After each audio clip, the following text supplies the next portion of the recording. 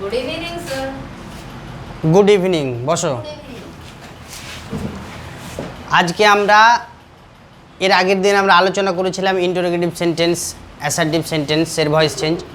আজকে আমরা নতুন আরেকটা সেন্টেন্সের ভয়েস চেঞ্জ আলোচনা করব, সেটা হচ্ছে ইম্প্যারেটিভ সেন্টেন্স। কোন সেন্টেন্স? Imperative sentence. তো সর্বপ্রথম আমার একটা প্রশ্ন থাকলো যে ইম্প্যারেটিভ সেন্টেন্স কাকে বলে? ইম্প্যারেটিভ সেন্টেন্স কাকে বলে? যে সেন্টেন্সে আদেশ, অনুরোধ, ঠিক আছে, তারপর নির্দেশ, উপদেশ, এই সমস্ত কিছু বোঝাবে, তাকে আমরা কি বলি? Imperative sentence. কথা বুঝে গেছে?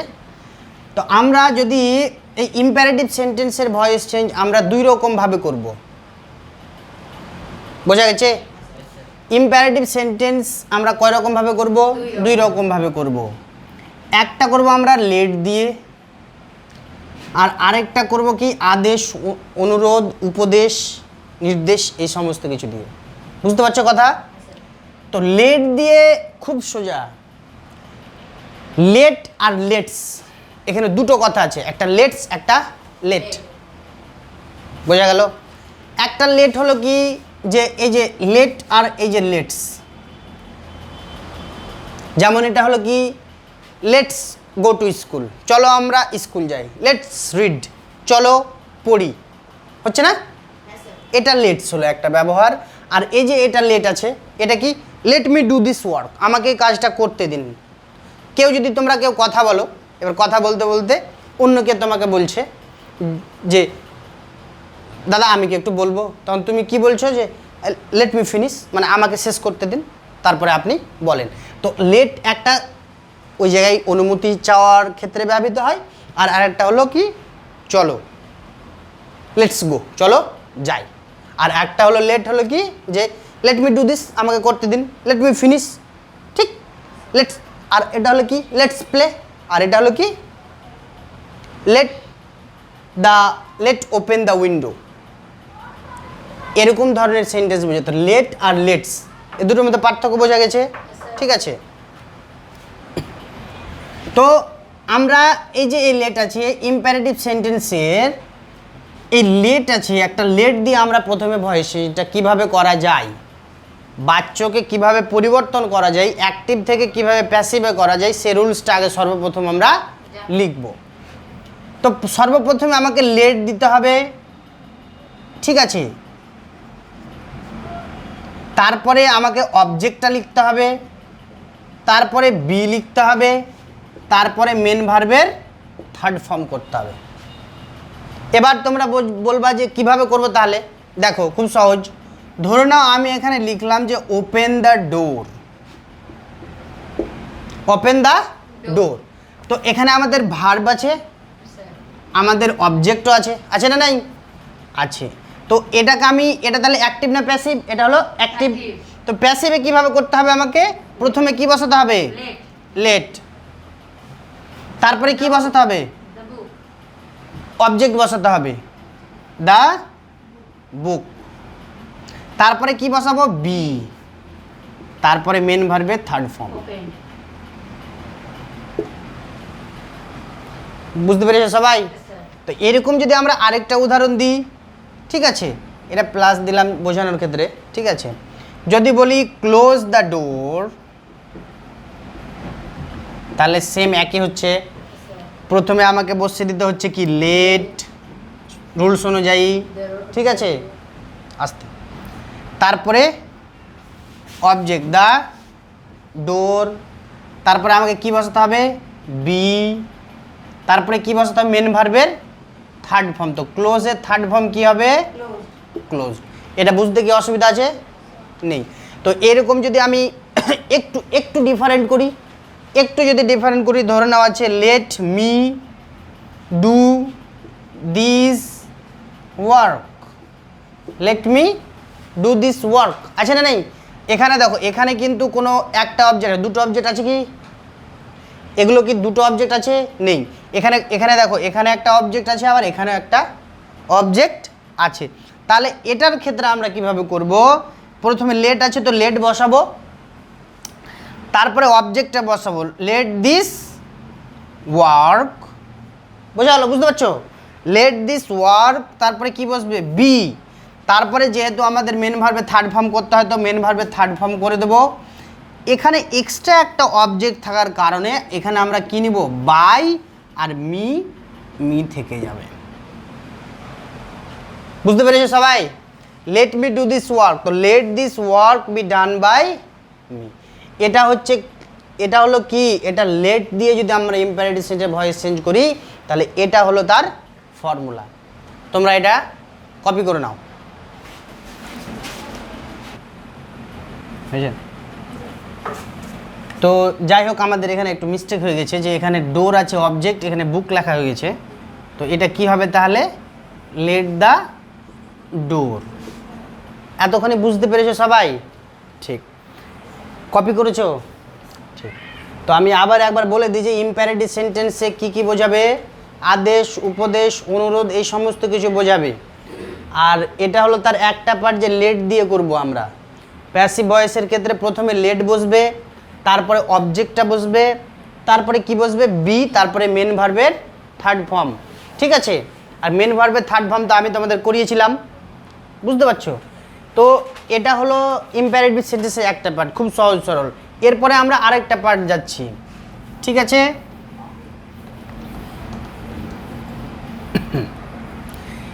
কি হলো যে ইম্পারেটিভ সেন্টেন্সে আরও অনেক কিছু বোঝায়। কীরকম?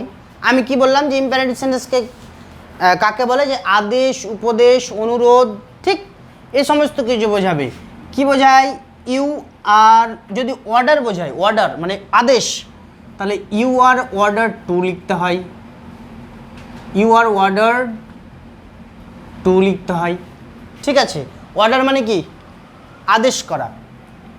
তারপরে যদি উপদেশ বোঝায় তাহলে কি লিখতে হয়, you are advise, you are advised, তারপরে টু বসাতে হয়।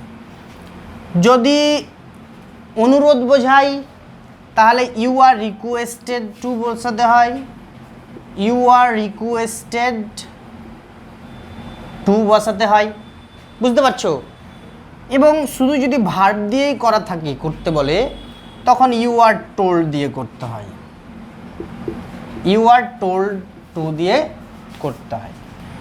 তো এই যে আমি চারটা জিনিস লিখলাম, এই চারটার আমি তোমাদের একটা করে এক্সাম্পল বুঝিয়ে দিচ্ছি, তাহলে বুঝতে অনেকটাই সুবিধা হবে। আমি অর্ডার দিয়ে করছি। ধরে নাও অর্ডার মানে কি, আদেশ করা। আমি তোমাকে ধরে নাও যে তুমি কোনো পার্কের ভেতরে গেছো, তো পার্কে ওখানে দেখো ওয়ার্নিং দিয়ে নিষেধাজ্ঞা লেখা থাকে, কি গাছের ফুল ছিঁড়বা না, ঠিক, বা গাছের পাতাতে কেউ হাত দেবে না। তো এটা কি করছে, ও অর্ডার করছে। কি করছে? অর্ডার করছে। আমি তার মানে যদি আমি এখানে লিখি যে don't pluck the flower, don't pluck the flower, ফুল ছিঁড়বে না। বোঝা গেল? তো এখানে দেখো ডোন্ট আছে, তার মানে এই যে ডোন্ট আছে, তার মানে ঘাবড়াবার কোনো কিছু নেই। এটা কিন্তু আরও সহজ।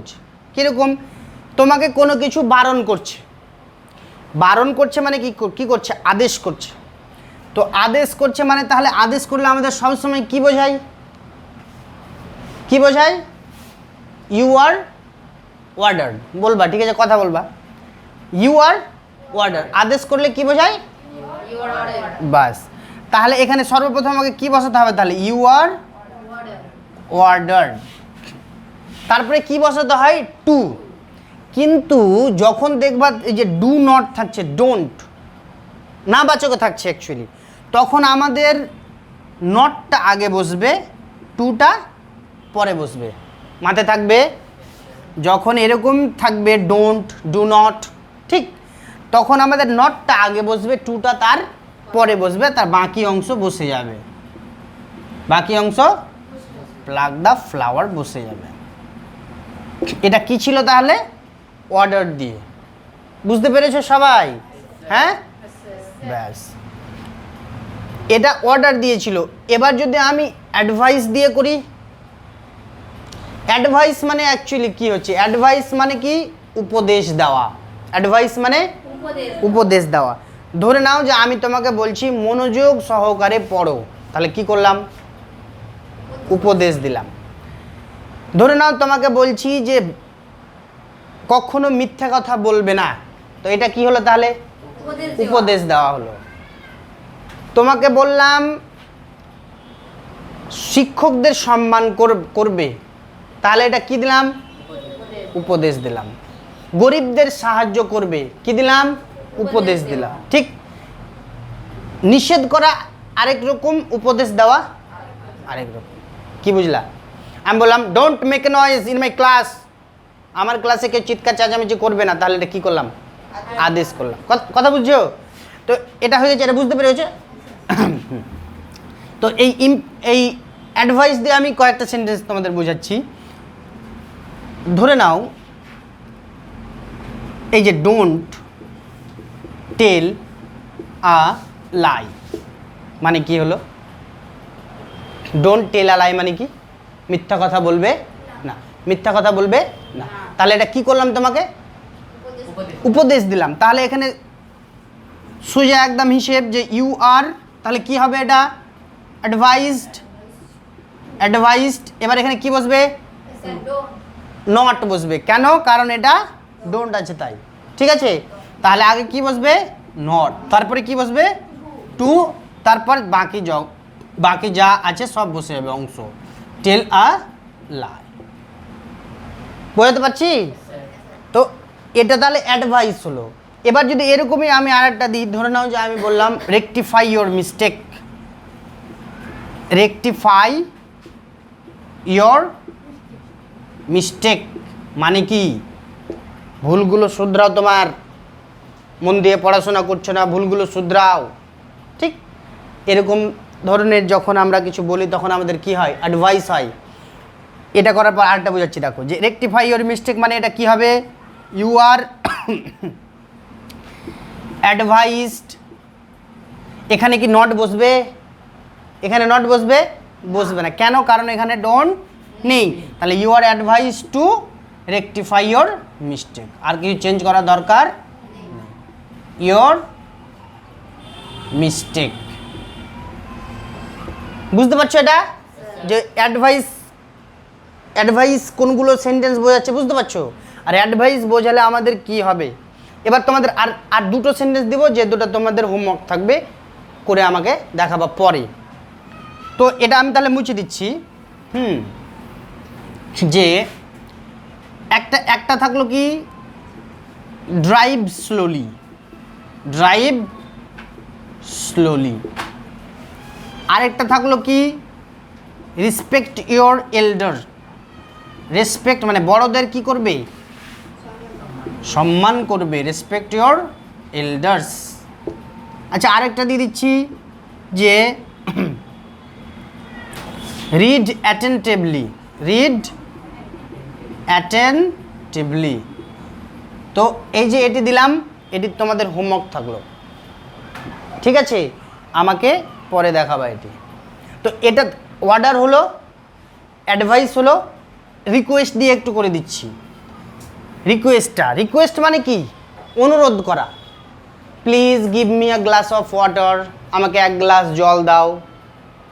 তো যে সেন্টেন্সে যখন দেখবা যে প্লিজ কথাটি লাগানো আছে, কি আছে? তখন প্লিজের পরিবর্তে ইউ আর রিকোয়েস্টেড টু বসবে। কি বসবে? বুঝতে পারছো? মাথায় করো, মাথায় নাও। ধরে নাও যে এখানে আমি একটা সেন্টেন্স লিখছি যে please give me a glass of water. Please give me a glass of water. তো এই প্লিজ আছে, প্লিজের পরিবর্তে তাহলে আমাকে কি বসাতে হবে? You are requested to give me a glass of water. Hard লাগছে কি? কঠিন মনে হচ্ছে কি? একদম সোজা। প্লিজ থাকলে তাহলে আমাকে কি করতে হচ্ছে? ইউ আর রিকোয়েস্টেডটা বসাতে হচ্ছে। এবং যদি আরেকটা দিই যে প্লিজ, আচ্ছা এটা করে আসবা, প্লিজ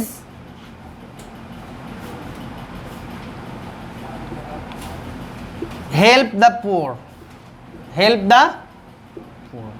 আরেকটা দিচ্ছি করে আসবা, যেহেতু এটা সোজা, ঠিক আছে, যে প্লিজ, এবার প্লিজটা যদি শেষেও থাকে তবুও ইউ আর রিকোয়েস্টার প্রথমে বসতে হবে, ঠিক আছে। ধরুন যে close the door, close the ডোর, তারপরে ধন্য লেখা আছে প্লিজ। তার মানে প্লিজ যে পরে আছে, তার মানে কি তুমি সেন্টেন্সটা পরে ইউ আর রিকোয়েস্টেড টু বসাবে না প্রথমে? সামনেই বসবে, এটারও সামনেই বসে করতে হবে যে you are requested to close the door. বোঝা গেছে? এটা থাকলো কি ইউ আর টোল্ড। তো যখন আমরা দেখব যে শুধু গো কথাটা আছে, কি আছে? শুধু verb go, come, come here, এই যে এই কথাগুলো আছে, তখন আমরা কি করব তাহলে? সেগুলোকে ইউ আর টোল্ড দিয়ে করব। তাহলে এটা কি হবে? You are told to go, ঠিক আছে। কাম আছে, তাহলে কি হবে? You are told to come. বাকি এটা তোমাদের থাকলো, তাহলে হোমওয়ার্ক পেরে যাবে। তাহলে ইম্পারেটিভ সেন্টেন্স নিয়ে কোনো সমস্যা থাকলো কি আর? নেই। তো আমরা তাহলে ইম্পারেটিভ সেন্টেন্স প্রথমে কি দিয়ে করলাম? লেট দিয়ে করলাম, লেট দিয়ে কমপ্লিট হলো। তারপরে আমরা you are ordered to, you are advise to, you are requested to, you are told to দিয়ে আমরা গুচ্ছভাবে সুন্দরভাবে সমস্ত এক্সাম্পল উইথ এক্সাম্পল আমরা খুব সুন্দরভাবে বুঝলাম, এবং আমরা এখন তাহলে করতে পেরে নেব। পরীক্ষায় যদি আসে তাহলে আমরা এখন করতে পেরে নেব, ঠিক আছে।